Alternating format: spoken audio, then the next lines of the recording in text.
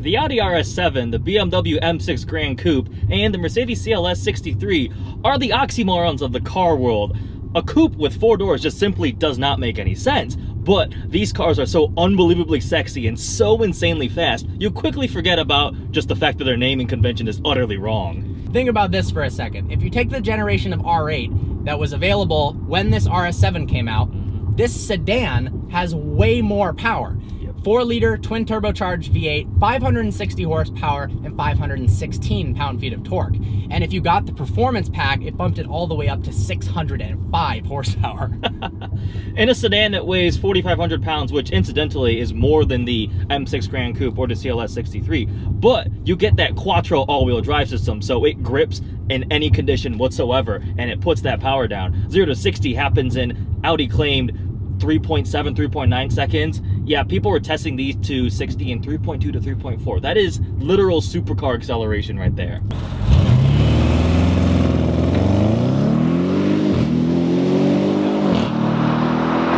We've tested out launch control and can confirm that the initial launch is actually staggering for a sedan. The only thing that rivals it that we've driven is a P90D Tesla Model S. I'm sure the Panamera Turbo S is in that similar insanity, but this is, yeah, supercar rivaling in a sedan.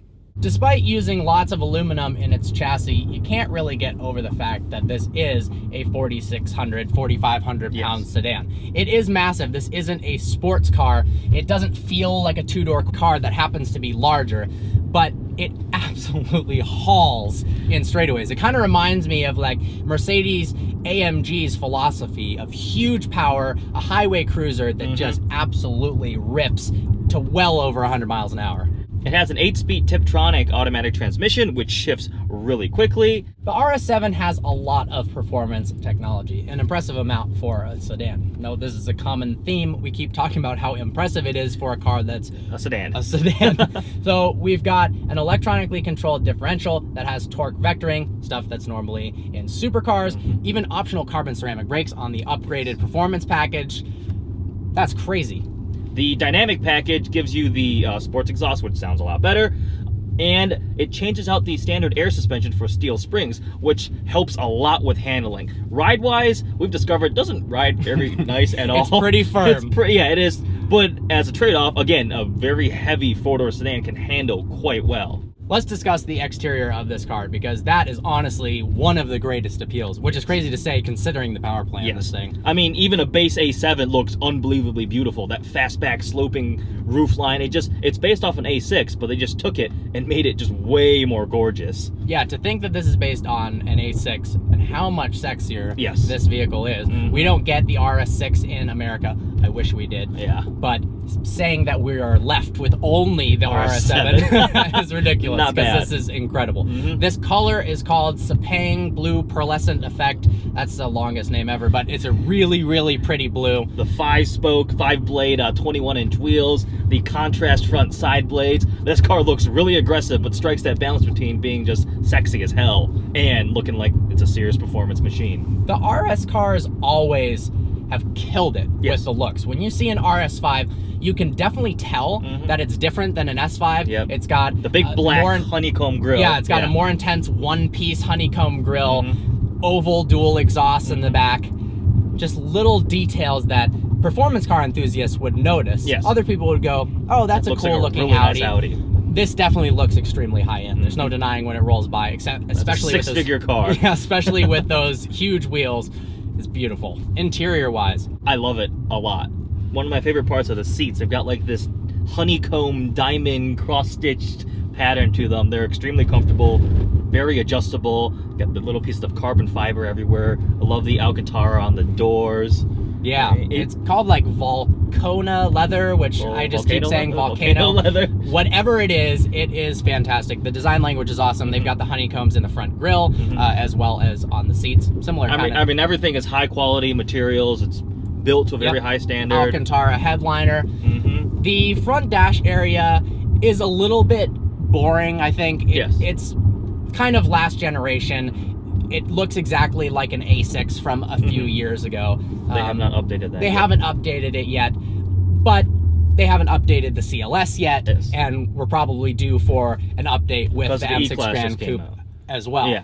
So interior totally competes with its rivals. Everything is excellent quality. The steering wheel feels great in your hand, carbon fiber trim bits.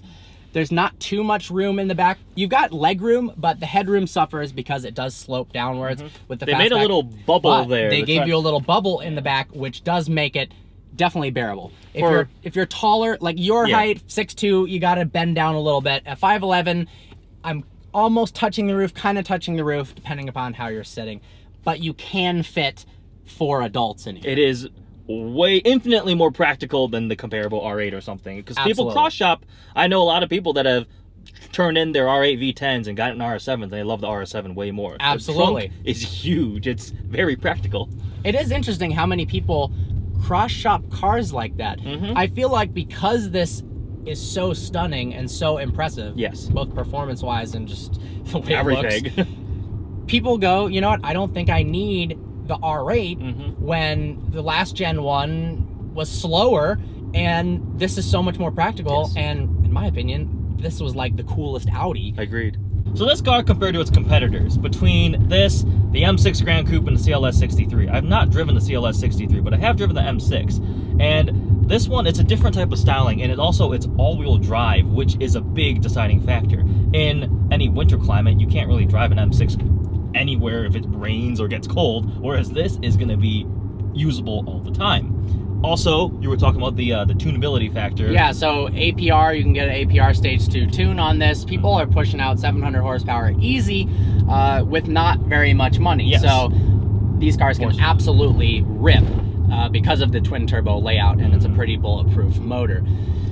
Frankly, when it comes down to people deciding between the cars, I think a lot of people are going to just go with their brand loyalties. Yeah. If they want the Audi, they've been an Audi customer their whole life, they're going to get the RS7. If they're a BMW guy, they go for the BMW. They all have their pros and cons. Some are better in some aspects than the other.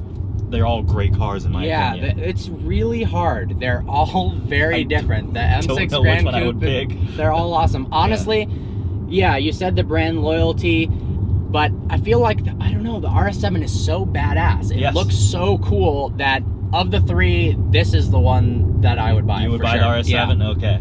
So, how about a summary of the things that we love and dislike about the car? First off, the appearance. One of the most beautiful cars on the road today. Absolutely. One of the most beautiful sedans by far. And in RS7 trim, it just is striking.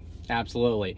The interior, in terms of the design of the seats and the quality of materials from the steering wheel back is absolutely awesome. And then obviously the power. That 4.0 liter twin turbo V8 makes so much power, so much torque, and it's just mind-blowingly fast. You have to drive one to actually comprehend how crazy fast this thing is. And it's awesome. Unlike the P90D, where it's really exciting 0 to 30 miles an hour, that kind of dies off. That's a characteristic of electric motors. But this, you mash the throttle on the freeway and the passing power is nuts.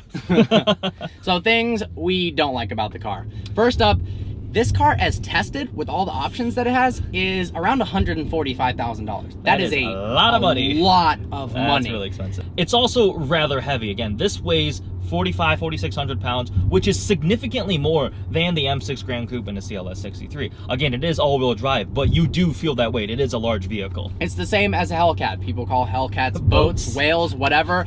So you do have to remember that this car weighs the same. However, it's better. I'd way rather have this than a Hellcat. Lastly, the entire dash design is not quite as updated. If you look at the brand new Audi TT or the R8, the center stack is crazy.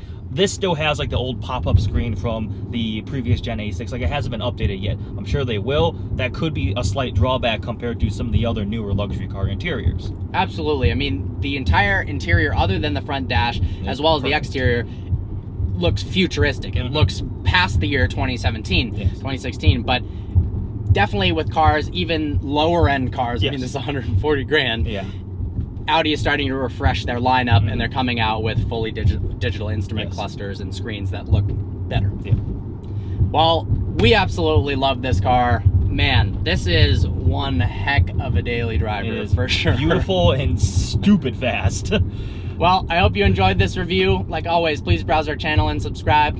Look forward to seeing you next video.